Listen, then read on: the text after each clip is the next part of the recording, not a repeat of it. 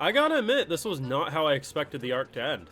I don't want to say it's a letdown, because I enjoy it, but it's not as explosive as I thought they were building into. Oh, maybe I spoke too soon. Oh, maybe I spoke too soon! So today we're going to be breaking down Brilliant Healer episode 11. If you enjoyed the video, drop a like, share, support. Consider subscribing if you're new around here. And we do have the Patreon where we got those full live reactions over there exclusively if you're so interested. So, let us begin. I should have seen it coming. But they really had me going.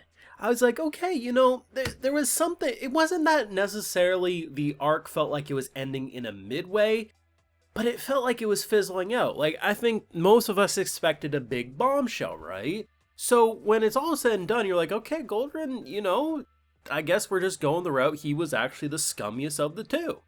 But this whole time I've been like, I don't trust a character who keeps his eyes closed, especially with the VA who's backing him. It just feels like a guarantee stab you in the back.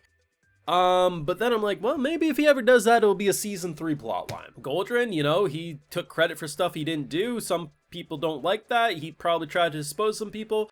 I mean, given what I said last week, he seems like the type of person who doesn't go out of his way just to hurt people for the sake of it, but he will hurt people in order to secure his place in the elitist world, right? So what they revealed in this episode, I just thought to myself, yeah, that makes sense. But it just kind of felt like it was fizzling out. Like we did what we needed to, and, you know, there it is.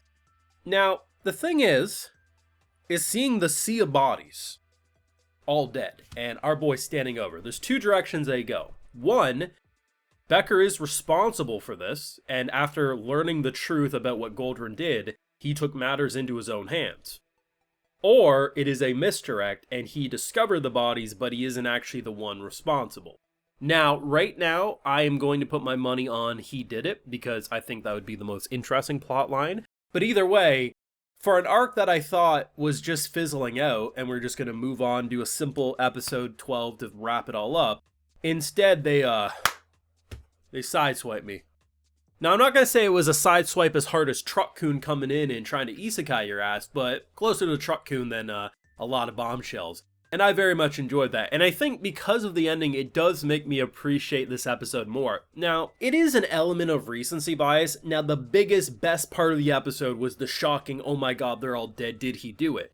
But the thing is this whole episode was rather calm, was rather like, I felt like now looking at how they ended the episode, the entire goal was that, you know, leaving the last episode, leaving these episodes in general, I think everyone had high suspicions. I've seen people say Glasses is a bad person. I've seen, you know, people like me saying Becker, Goldrin. There's someone's going to stab you in the back. And throughout this episode, it just all starts to go lower. By the end, you're like, oh, okay. I mean, all right, yeah, I guess that makes sense. So then when they sideswipe you and he's dead among all the others, you're like, oh, now that's impactful. Because if that would have just happened midway through this episode, I would have been like, I mean, a blind man could have saw that coming. But all throughout the episode, I'm thinking, you know, I'm not sure. I feel like maybe they are trying to just go the predictable route, which isn't always the worst because in a way, going the predictable route actually ends up being kind of unpredictable because for the longest time, you know, stories have kind of gone the route of like the obvious, like who's supposed to be bad, but then the guy who seemingly is nice. It used to be a common thing, and so to just go back to the basics in a way kind of brings it full circle. So I think it does a brilliant job. Now, I'm not going to say this is the greatest episode of the show, but it does take a very average episode of the show and elevate it quite a bit. And it's not even just like that overall plot line that I think makes this arc pretty good. I think what they did with Crescent specifically is really impressive. Now, I've still seen some hatred towards this character, which is kind of shocking because he's not really... I could understand calling him annoying, but like there's some people who legitimately have wrote out paragraphs despising him, which I'm not exactly sure why. Like, I've read the paragraphs and they just don't make sense. You would swear, like, these people walked into Crescent banging their wife or something. I just don't get it. But either way, overall, the whole, like, big bro, I'm gonna follow you, I'm your little puppy, I think you're so great, and him being like, nah, I'm good, boss, was fine enough to turn him from the arrogant hotshot to, you know, lapdog who just wants to be around you. But the idea that when Zeno sees, because his people come in, they say, hey, boss, he's gonna die. Can you please do something? And he's like, all right, screw the elitism. I'm out this bitch. The fact that Crescent fall behind. Now, do they play it off as a joke because he's already healed it? And he's like, well, what did I do this for? To be fair, I'm pretty sure following him ended up saving his life, because otherwise I think he would have been dead alongside Goldrun's other students and stuff, so probably saved his life. But still, it's a very funny misdirect. But I think it goes to show that he was more than just I'm gonna take credit for it. Like, this episode, or this arc, started out with the idea that Crescent was the type of guy who was just gonna take credit for other people's work. And then the arc evolved into Goldrun literally excelling in his life for doing that. And how is this arc seemingly ending? The person who took credit for work that wasn't his ends up getting killed, and the person who was almost going to live in that same mindset avoids it, and while he's kind of unsure where to go in his life, is now seemingly following someone who may get himself into trouble, but is much more, noble, all things considered. And that's a pretty solid arc, if you ask me. I did see some people throughout all these videos, since we got into the school stuff, say it was weaker because the girls weren't around. I disagree. I actually think I like this arc the most out of the entire batch. And while it wasn't consistently like 8 out of 10 episodes like maybe some of the earlier stuff, I think as a whole package, I really appreciate the fact that they were okay pushing the mascot characters in the back burner, and the fact that they didn't just tag along to school.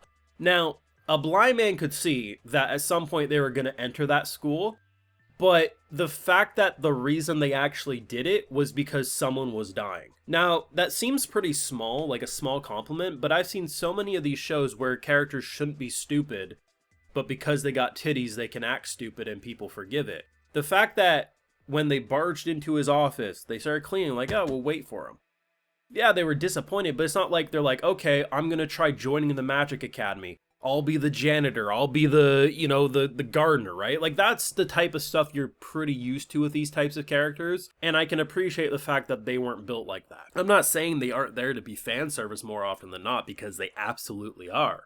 But they are definitely much, much better than what you typically associate just taking a first glance at their character designs, because you don't see that level of restraint all too often with characters who are literally there just to thirst over your MC. Like, the show's not perfect, but I do admit it's doing a lot of little things that normally can make you at least roll your eyes in a way that doesn't make you roll your eyes, and it just makes you come out saying this is actually a pretty solid series that I would love to see a season 2 of. But the ending shook me, I gotta admit, didn't see that coming. You let me know what you thought down below.